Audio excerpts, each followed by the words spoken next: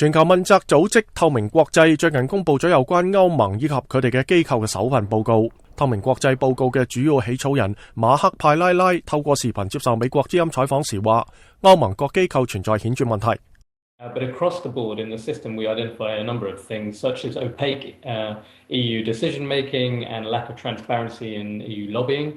We also see that there needs to be improvement in how the conflicts of interest are managed for senior EU decision-makers. We also see that there's weak protection for internal EU whistleblowers within the institutions, what we consider to be a key safeguard in identifying suspected corruption.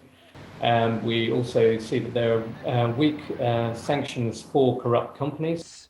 滋生腐敗嘅一個常見途徑係外來利益集團影響行政同立法決策者嘅遊說制度。透明國際嘅報告話，歐盟目前控制遊說者點樣去同領導人同議員互動嘅管理制度仲未有確立。華盛頓智囊機構彼得森國際經濟研究所嘅資深研究員克海加爾德同意透明國際嘅講法。Absolutely imperative for an institution like the EU, which is responsible for a lot of regulation for the entire continent of Europe, and not having an idea about the power of lobbying and the access of lobbyists to policymakers in that situation, I mean, I think should be unacceptable in any democratic nation. 喺好多國家，法律要求領導人同議員充分披露自己嘅金融控股、利益同資產，咁樣有助於令到公民確信佢哋所作出嘅決策同公眾利益冇衝突。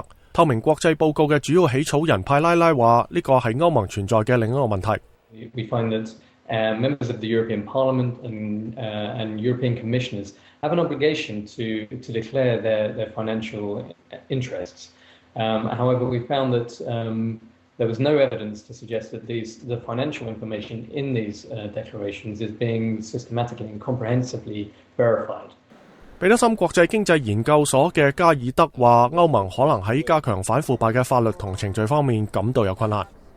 It is true that if you really wanted to get to the bottom of this, you would have to revise and reform the so-called EU treaty, which is an enormously cumbersome political process, sort of akin to changing the American Constitution, which is not something that legislatures, sort of jump into frivolously.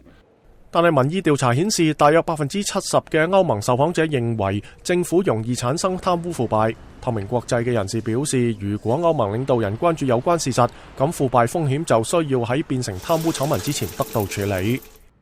美國之音記者楊傑夫報導。